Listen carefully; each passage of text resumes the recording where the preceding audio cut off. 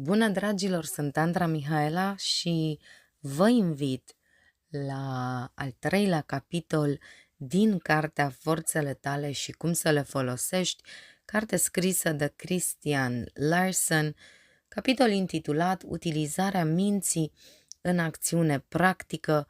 Vă mărturisesc că l-am citit dintr-o răsuflare, este impresionant, așa că vă invit și pe dumneavoastră să-l ascultați. Înainte însă de a începe, nu uitați să apăsați butonul de subscribe dacă n-ați făcut-o încă, să dați share și like la final dacă v-a plăcut. Vă aștept, bineînțeles, și pe grupul privat de Facebook Îndrăznește să crezi, tehnicile lui Neville Goddard și ale altor mistici. Să începem! În epoca actuală, puterea minții este cea care stăpânește lumea și, prin urmare, este evident că cel care a dobândit cea mai bună utilizare a puterii minții va realiza cel mai mare succes și va ajunge la cele mai înalte locuri în care cunoștințele și realizările au fost puse la păstrare. Omul care câștigă este omul care poate aplica în viața practică fiecare parte a abilității sale mentale și care poate face ca fiecare acțiune a minții sale să vorbească. Uneori ne întrebăm de ce există atât de mulți bărbați capabili și femei admirabile care nu ajung în acele locuri din viață pe care par să le merite. Dar răspunsul este simplu. Ei nu aplică puterea minții așa cum ar trebui. Abilitățile și calitățile lor sunt fie direcționate greșit, fie aplicate doar parțial. Acești oameni, totuși, nu ar trebui să permită să devină nemulțumiți de soartă, ci ar trebui să-și amintească că fiecare individualitate care învață să folosească pe deplin puterea minții sale își va atinge scopul, își va realiza dorința și va câștiga într-un mod pozitiv.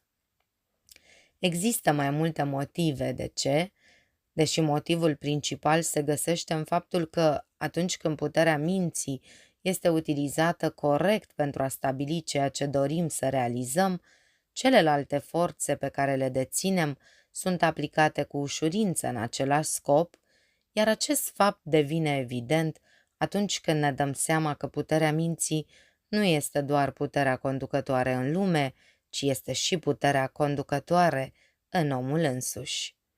Toate celelalte facultăți ale omului sunt conduse de puterea minții sale. Acțiunea minții sale este cea care determină acțiunea tuturor celorlalte forțe aflate în posesia sa. Prin urmare, pentru a-și asigura rezultatele dorite, el trebuie să se gândească la aplicarea științifică și constructivă a acțiunii mentale. Într-un capitol precedent s-a afirmat că eu sunt este principiul conducător în om și din această afirmație se poate trage concluzia că eu sunt este și puterea conducătoare, dar acest lucru nu este strict corect. Există o diferență între principiu și putere, deși în scopuri practice nu este necesar să se ia în considerare faza abstractă a acestei diferențe. Tot ceea ce este necesar este să realizăm că eu sunt conduce mintea și că puterea minții dirigează și controlează orice altceva în sistemul uman. Mintea este cea care ocupă tronul, dar eu sunt este puterea din spatele tronului. Acest lucru fiind adevărat, devine foarte important să înțelegem cum ar trebui să fie folosită puterea minții, dar înainte de a putea înțelege utilizarea acestei puteri, trebuie să învățăm ce este de fapt această putere. În general, putem spune că puterea minții este suma totală a tuturor forțelor lumii mentale, inclusiv a acelor forțe care sunt folosite în procesul de gândire. Puterea minții include puterea voinței, puterea dorinței, puterea simțirii și puterea gândirii. Include acțiunea conștientă în toate fazele sale și acțiunea subconștientă în toate fazele sale. De fapt, include orice și tot ceea ce este pus în acțiune prin minte, de către minte sau în minte. Pentru a folosi puterea minții, primul lucru esențial este direcționarea fiecărei acțiuni mentale către scopul urmărit, iar această direcție nu trebuie să fie ocazională, ci constantă. Majoritatea minților însă nu aplică această lege. Se gândesc la un anumit lucru într-un moment și la altceva în clipa următoare. La o anumită oră, acțiunile lor mentale lucrează pe o anumită linie, iar la următoarea oră, acele acțiuni funcționează pe o linie diferită. Uneori, scopul vizat este unul, alteori altul, astfel încât acțiunile minții nu se mișcă constant către un anumit scop definit, ci sunt în mare parte împrăștiate. Știm totuși că fiecare individ care lucrează în mod constant și sigur spre scopul pe care îl are în vedere, în mod invariabil direcționează toată puterea gândirii sale către acel scop. În mintea lui nu există nicio singură acțiune mentală aruncată, nicio singură forță mentală irosită. Toată puterea care este în el este direcționată să lucreze pentru ceea ce dorește să realizeze, iar motivul pentru care fiecare putere răspunde în acest fel este pentru că nu se gândește la un lucru acum și la altceva în clipa următoare. El se gândește tot timpul la ceea ce dorește să obțină și să realizeze. Întreaga putere a minții este îndreptată asupra aceluiași obiect și, deoarece mintea este puterea conducătoare, întreaga putere a tuturor celorlalte forțe ale sale va tinde să lucreze pentru același obiect. Folosind puterea minții, precum și toate celelalte forțe pe care le deținem, prima întrebare la care trebuie să răspundem este ce vrem cu adevărat sau ce vrem cu adevărat să realizăm. Iar când se răspunde la această întrebare, singurul lucru care se dorește ar trebui să fie fixat atât de clar în gândire, încât să poată fi văzut de ochiul minții în fiecare minut. Dar majoritatea nu știu ce își doresc cu adevărat. Ei pot avea o oarecare dorință vagă, dar nu au determinat clar, definit și pozitiv ceea ce își doresc cu adevărat, iar aceasta este una dintre principalele cauze ale eșecului. Atâta timp cât nu știm cu certitudine ce vrem, forțele noastre vor fi împrăștiate și atâta timp cât forțele noastre sunt împrăștiate, vom reuși doar puțin sau vom eșua complet. Când știm ce dorim totuși și începem să lucrăm pentru asta cu toată puterea și abilitățile care sunt în noi, putem fi siguri că îl vom obține. Când direcționăm puterea gândirii, puterea voinței, puterea acțiunii mentale, puterea dorinței, puterea ambiției, de fapt toată puterea pe care o deținem asupra singurului lucru pe care îl dorim, asupra unui singur scop pe care ni-l dorim pentru a ajunge acolo, nu este greu de înțeles de ce succesul, într-o măsură din ce în ce mai mare, trebuie realizat. Pentru a ilustra acest subiect în continuare, vom presupune că aveți o anumită ambiție și că continuați să vă concentrați gândul și puterea minții asupra acelei ambiții în fiecare minut pentru o perioadă nedeterminată, fără nicio încetare. Rezultatul va fi că veți antrena treptat și sigur toate forțele din interiorul vostru pentru a lucra pentru realizarea acelei ambiții și, în decursul timpului, întreaga capacitate a întregului vostru sistem mental va fi aplicată în lucru pentru acel lucru anume. Pe de altă parte, să presupunem că faceți așa cum fac majoritatea oamenilor în circumstanțe medii. Să presupunem că după ce v-ați gândit la ambiția voastră, ajungeți la concluzia că eventual ați putea reuși mai bine pe altă linie. Apoi începeți să direcționați puterea minții voastre de-a lungul acelei alte linii. Mai târziu, ajungeți la concluzia că există încă un alt canal prin care ați putea reuși și procedați în consecință să vă îndreptați mintea către această a treia ambiție. Atunci ce se va întâmpla? Pur și simplu asta. Veți avea 3 începuturi bune, dar în fiecare caz vă veți opri înainte să fi realizat ceva. Cu toate acestea, există mii de bărbați și femei capabili care fac această greșeală în fiecare an al vieții lor. Întreaga forță a sistemului lor mental este îndreptată asupra unei anumite ambiții doar pentru scurt timp. Apoi este îndreptată în altă parte. Ei nu continuă niciodată suficient de mult de-a lungul unei anumite linii pentru a asigura rezultate din eforturile lor și, prin urmare, rezultatele nu sunt niciodată asigurate. Apoi, mai sunt și alte minți care își acordă cea mai mare parte a atenției unei anumite ambiții și reușesc destul de bine, dar își acordă restul atenției unui număr de ambiții minore care nu au o importanță deosebită. Astfel, ei folosesc doar o fracțiune din puterea lor, iar restul este aruncat de-a lungul unui număr de linii prin care nu se câștigă nimic. Dar în această epocă, eficiența ridicată este cerută peste tot în munca lumii și oricine dorește să ocupe un loc care să-i satisfacă ambiția și dorința, nu își poate permite să irosească nici măcar o mică parte din puterea pe care o deține. Are nevoie de toate acestea pe linia ambiției sale de conducere și, prin urmare, nu ar trebui să permită atracțiilor contrare să-i ocupe mintea pentru o perioadă de timp. Dacă ai o anumită ambiție sau o anumită dorință, gândește-te tot timpul la acea ambiție.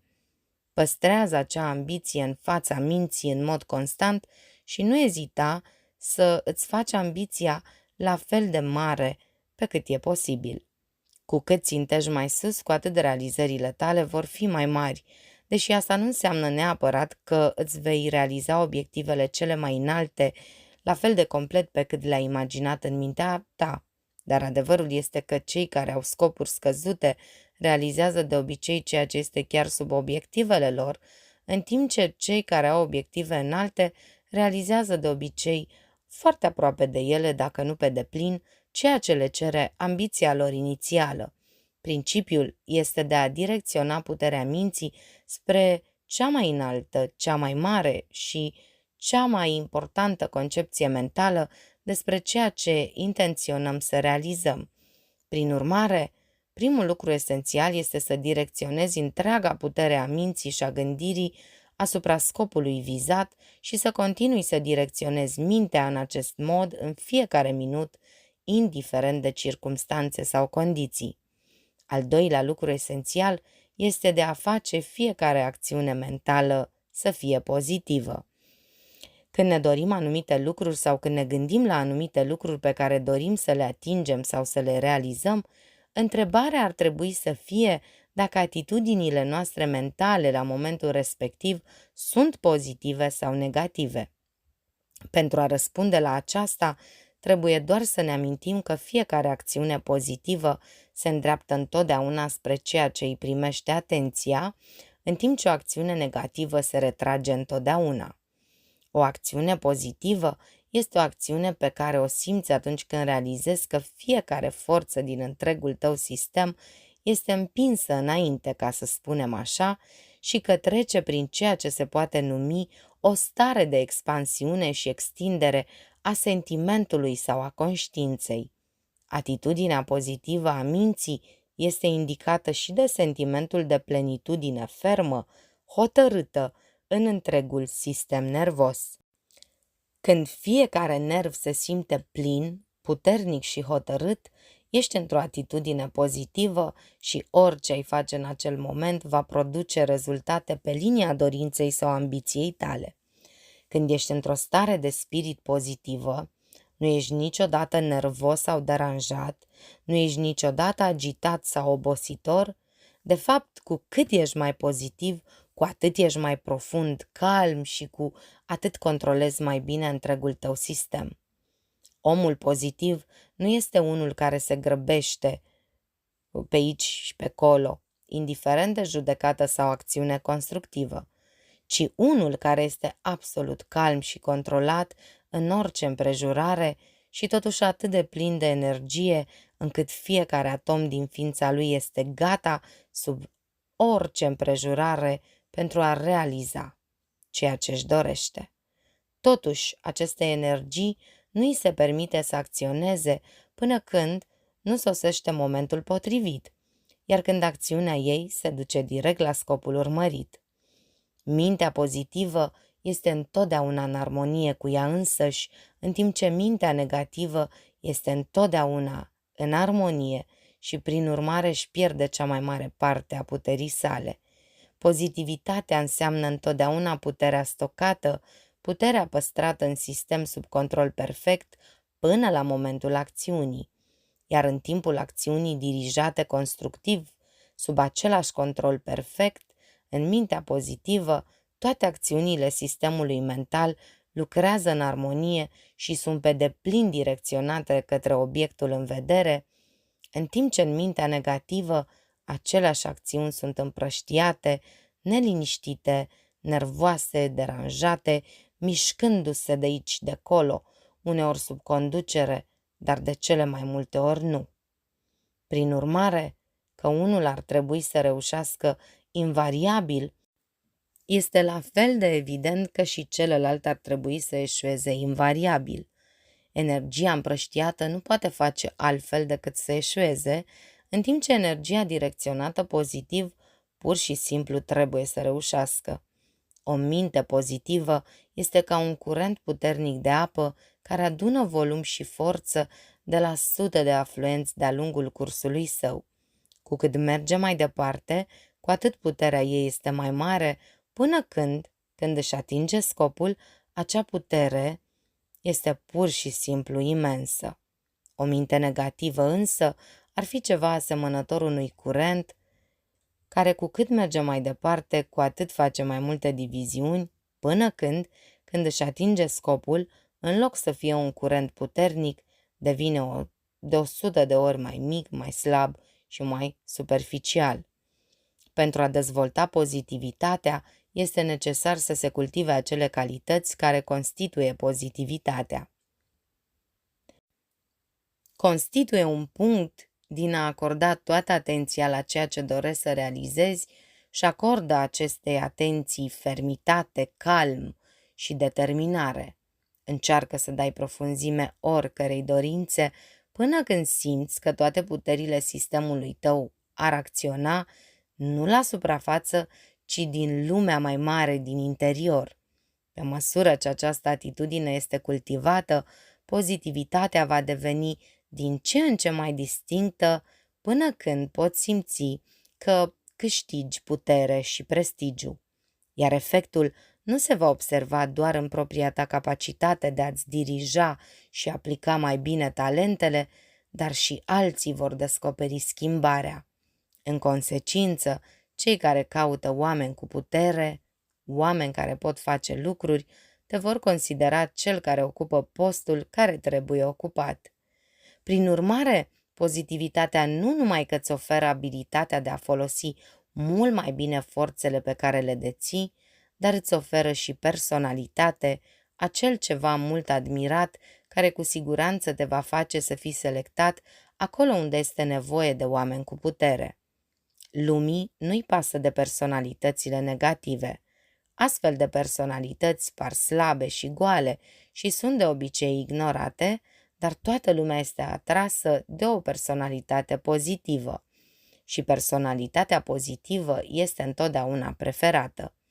Nici altfel nu este corect, deoarece personalitatea pozitivă își folosește mai bine puterea și, prin urmare, este capabilă să acționeze cu o eficiență mai mare oriunde este chemată să acționeze. Al treilea lucru esențial în utilizarea corectă a minții este de a face fiecare acțiune mentală constructivă, iar o acțiune mentală constructivă este una care se bazează pe o dorință profundă de a se dezvolta, de a crește, de a realiza, de a atinge, pe scurt, de a deveni din ce în ce mai mare și să facă ceva cu mult mai valoros decât s-a făcut înainte.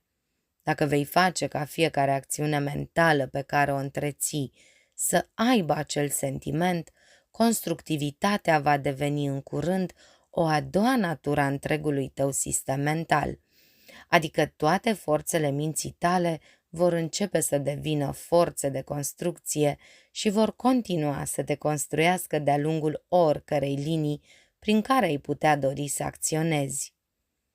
Inspiră-ți mintea în mod constant cu o dorință de construire și fă această dorință atât de puternică încât fiecare parte a sistemului tău va simți constant că vrea să devină mai mare, mai capabilă și mai eficientă. O practică excelentă în acest sens este să încerci să-ți extinzi toate ideile despre lucruri ori de câte ori ai momente libere pentru gândirea reală. Această practică va tinde să producă o tendință de creștere în fiecare proces al gândirii tale. O altă practică bună este de a inspira fiecare acțiune cu mai multă ambiție. Nu putem avea prea multă ambiție. Poate că avem prea multă ambiție fără scop, dar nu putem avea prea multă ambiție constructivă reală. Dacă ambiția ta este foarte puternică și este îndreptată către ceva definit, fiecare acțiune a minții tale, fiecare acțiune a personalității tale și fiecare acțiune a facultăților tale vor deveni constructive, adică toate acele acțiuni vor fi inspirate de forța extraordinară a ambiției tale de a lucra pentru realizarea acelei ambiții.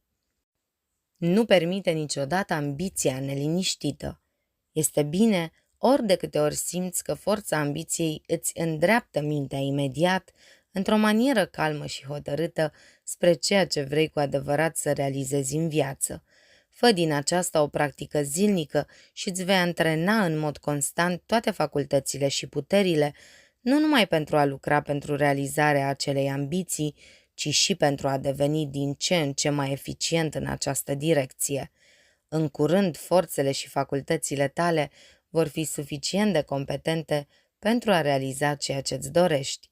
Prin urmare, în utilizarea corectă a minții, aceste 3 elemente esențiale ar trebui aplicate constant și temeinic. În primul rând, direcționează toate puterile minții, toate puterile gândirii și toată gândirea ta asupra scopului pe care l-ai în vedere. În al doilea rând, antrenează fiecare acțiune mentală să fie profund și calm pozitivă. În al treilea rând, antrenează fiecare acțiune mentală să fie constructivă, să fie umplută cu un spirit de construcție, să fie inspirată de o dorință neîncetată de a dezvolta ceea ce este mai mare, de a obține ceea ce este mai mare, de a atinge ceea ce este mai mare. Când le-ai dobândit pe acestea 3, vei începe să-ți folosești forțele în așa fel încât rezultatele trebuie să urmeze. Vei începe să mergi înainte constant și sigur și vei câștiga constant teren. Mintea ta va fi devenit ca fluxul menționat mai sus. Acesta va aduna volum și forță pe măsură ce se mișcă și mai departe, până când în cele din urmă acel volum va fi suficient de mare pentru a elimina orice obstacol în cale și acea forță suficient de puternică pentru a face orice ai în vedere. Pentru a aplica aceste 3 elemente esențiale în cel mai eficient mod, există mai multe abuzuri ale minții care trebuie evitate. Evită atitudinile puternice, agresive și dominatoare și nu permite minții tale să devină intensă decât dacă este sub control perfect. Nu încerca niciodată să controlezi sau să influențezi pe alții în niciun fel. Rare ori vei reuși în acest fel, iar când vei reuși, succesul va fi temporar. În plus, o astfel de practică îți slăbește întotdeauna mintea. Nu întoarce puterea minții tale asupra altora, ci întoarce-o asupra ta în așa fel încât să te facă mai puternic, mai pozitiv, mai capabil și mai eficient și pe măsură ce te dezvolți în acest mod, succesul trebuie să vină de la sine. Există un singur mod prin care îi poți influența pe ceilalți în mod legitim și acesta este prin darea de instrucțiuni, dar în acest caz nu există dorința de a influența. Dorești pur și simplu să împărtășești cunoștințe și informații și exerciți o influență cât mai de dorit, fără a dori să faci acest lucru. Mulți bărbați și femei, după ce au descoperit imensa putere a minții, Au ajuns la concluzia că ar putea schimba circumstanțele prin exercitarea puterii mentale asupra acestor circumstanțe într-un mod misterios, dar o astfel de practică nu înseamnă altceva decât o risipă de energie. Modul de a controla circumstanțele este să controlezi forțele din tine pentru a face un om mai mare din tine și pe măsură ce devii mai mare și mai competent, vei gravita în mod natural către circumstanțe mai bune. În acest sens, ar trebui să ne amintim că asemănarea atrage asemănarea. Dacă vrei ceva ce este mai bun, fă-te mai bun. Dacă vrei să realizezi idealul, fă-te mai ideal. Dacă vrei prieteni mai buni, fă-te un prieten mai bun. Dacă vrei să te asociezi cu oameni de valoare, fă-te mai demn. Dacă vrei să întâlnești ceea ce este agreabil, fă-te mai agreabil. Dacă vrei să intri în condiții și circumstanțe care sunt mai plăcute, fă-te mai plăcut. Pe scurt, orice vrei, produce acel ceva în tine și vei gravita pozitiv către condițiile corespunzătoare din lumea exterioară. Dar pentru a te îmbunătăți pe aceste linii, este necesar să aplici în acest scop toată puterea pe care o deții. Nu-ți poți permite să irosești nimic și orice utilizare greșită a minții va irosi puterea. Evită toate atitudinile distructive ale minții, cum ar fi furia, ura, răutatea, invidia, gelozia, răzbunarea, depresia, descurajarea, dezamăgirea, îngrijorarea, frica și așa mai departe. Nu te antagoniza niciodată, nu rezista niciodată la ceea ce este greșit și nu încerca niciodată să te compensezi. Folosește cât mai bine propriul tău talent și tot ce este mai bun pentru tine îți va veni în mod pozitiv. Când ceilalți par să profite de tine, nu răzbuna încercând să profiți de ei. Folosește-ți puterea pentru a te îmbunătăți, astfel încât să poți face o muncă din ce în ce mai bună. Așa vei câștiga în cursă. Mai târziu, cei care au încercat să profite de tine vor rămâne în spate. Amintește-ți, cei care au de-a face pe nedrept cu tine sau cu oricine își folosesc abuziv mintea. Prin urmare, ei își pierd puterea și în decursul timpului vor începe să piardă teren. Dar dacă tu, între timp, folosești întreaga putere a minții tale, nu numai că vei câștiga mai multă putere, dar vei începe în curând să câștigi teren. Vei câștiga și vei continua să câștigi pe termen lung, în timp ce alții care și-au folosit abuziv mințile vor pierde în mare parte totul pe termen lung. Așa vei câștiga și vei câștiga splendid, indiferent de rele tratamente sau de opoziție. Foarte mulți oameni își imaginează că își pot promova propriul succes încercând să împiedice succesul altora, dar este una dintre cele mai mari iluzii din lume. Dacă vrei să-ți promovezi propriul succes atât de amănunțit cât îți permite capacitatea, interesează-te activ pentru succesul tuturor, deoarece acest lucru nu numai că îți va menține mintea în atitudinea de succes și te va face să te gândești la succes pe tot parcursul liniei, ci îți va lărgi mintea astfel încât să-ți ofere o înțelegere mai bună și mai largă asupra câmpurilor succesului. Dacă încerci să împiedici succesul altora, acționezi într-o atitudine distructivă, care mai devreme sau mai târziu va reacționa asupra celorlalți, dar dacă te interesează activ succesul tuturor, ești distrat doar de atitudini constructive, iar acestea, mai devreme sau mai târziu, se vor acumula în propria ta minte pentru a adăuga volum și putere forțelor succesului pe care le construiești în tine.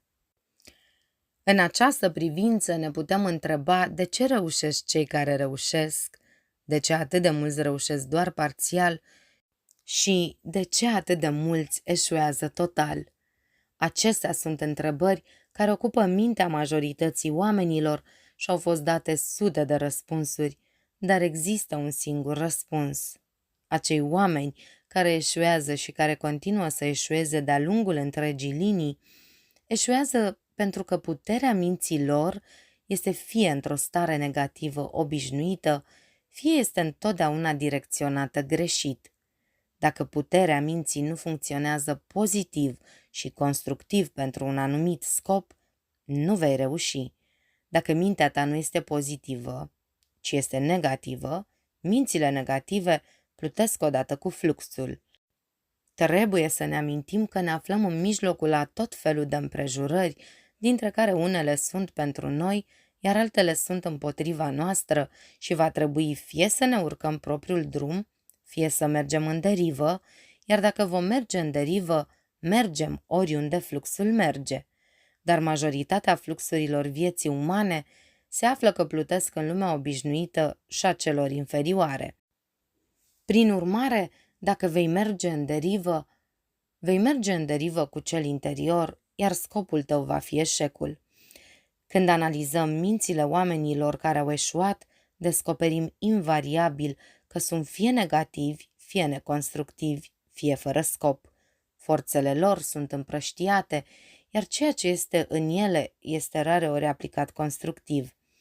Există un gol în personalitatea lor care indică negativitate.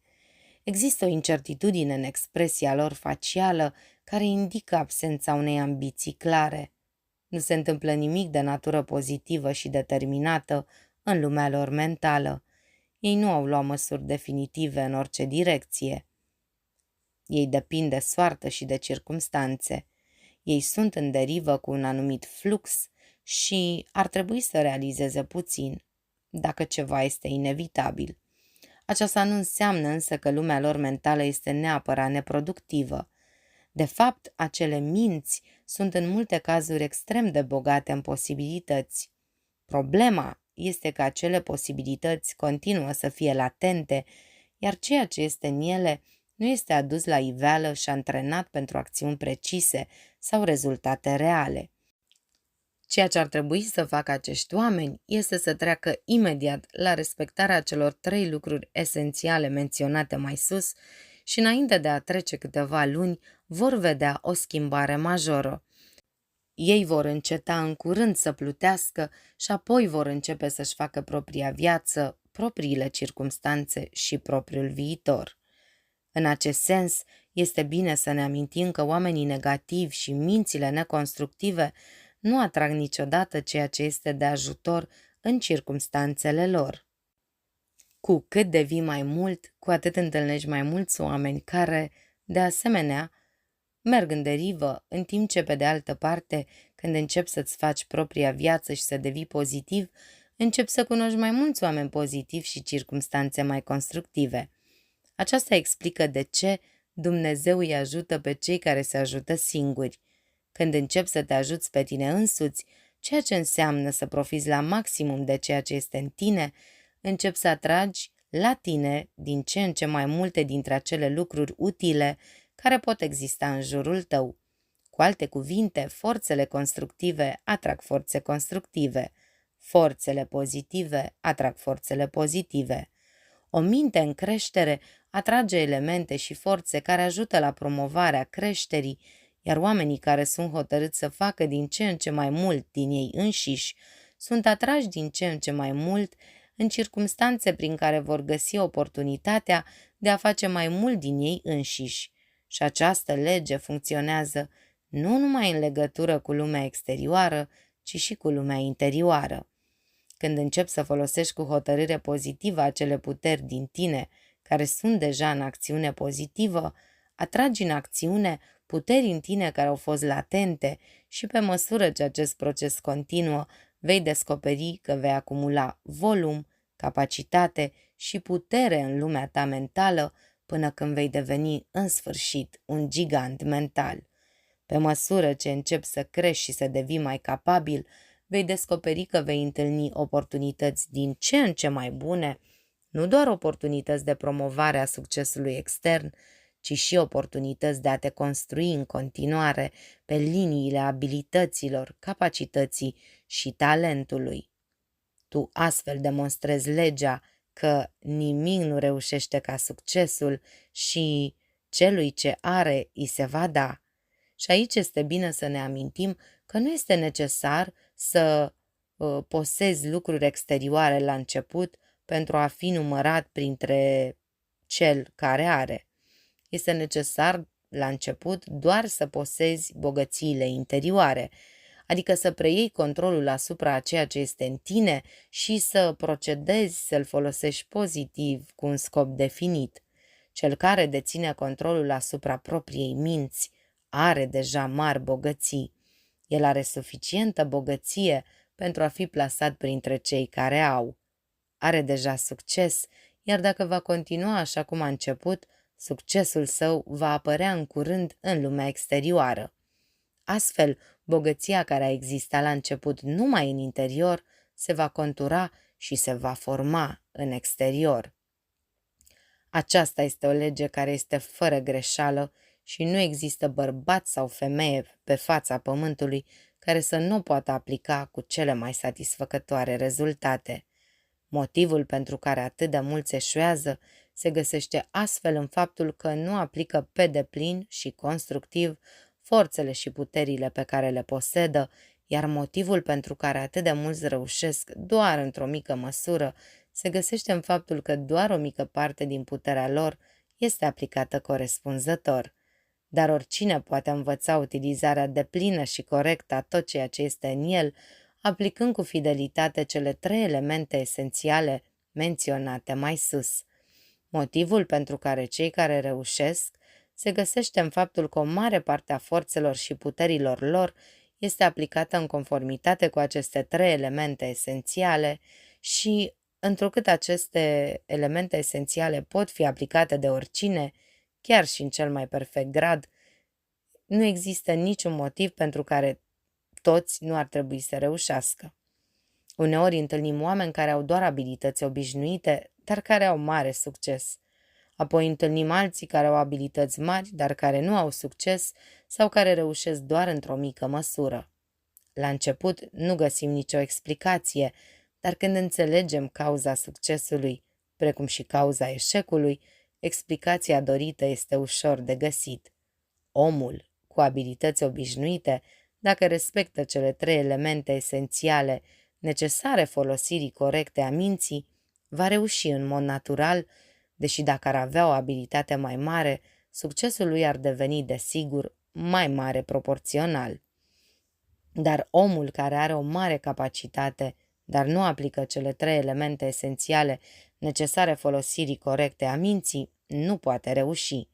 Folosirea pozitivă și constructivă a puterii minții, cu un scop definit în vedere, va avea ca rezultat invariabil avansarea, atingerea și realizarea, dar dacă dorim să folosim acea putere în întreaga sa capacitate, acțiunea minții trebuie să fie profundă. Pe lângă utilizarea corectă a minții, trebuie să învățăm și utilizarea deplină a minții și deoarece utilizarea deplină implică utilizarea întregii minți, câmpurile și forțele mentale mai profunde, precum și câmpurile și forțele mentale obișnuite, este necesar să înțelegem atât subconștientul cât și conștientul. Când te gândești la tine, nu te gândi la acea parte din tine care apare la suprafață. Acea parte este partea mai mică și nu ar trebui ca cea mai mică parte să fie imaginată. Gândește-te la sinele tău mai mare, la imensul sine subconștient, care este nelimitat atât în putere cât și în posibilități. Ai încredere în tine, dar nu doar într-o parte din tine. Oferă recunoaștere constantă a tot ceea ce este în tine și în care toți au deplină credință și încredere. Dă-i omului mai mare din interior dreptul de trecere. Crede cu totul în sinele tău interior mai mare. Să știi că ai ceva în tine care este mai mare decât orice obstacol, circumstanță sau dificultate pe care o poți întâlni. Apoi, cu credință deplină în acest lucru mai mare, procedează cu lucrarea ta. Dragilor, acesta a fost al 3-lea capitol, un capitol extraordinar. Sper că v-a plăcut, sunt sigură de fapt că v-a plăcut. Am absorbit fiecare cuvânt, mi-a plăcut la nebunie. Vă aștept cu următorul capitol din Forțele tale și cum să le folosești de Christian Larsen, și anume capitolul 4, Forțele subconștientului. Până la următorul filmuleț însă, dragilor, să avem cu toții pace în suflet. Numai bine!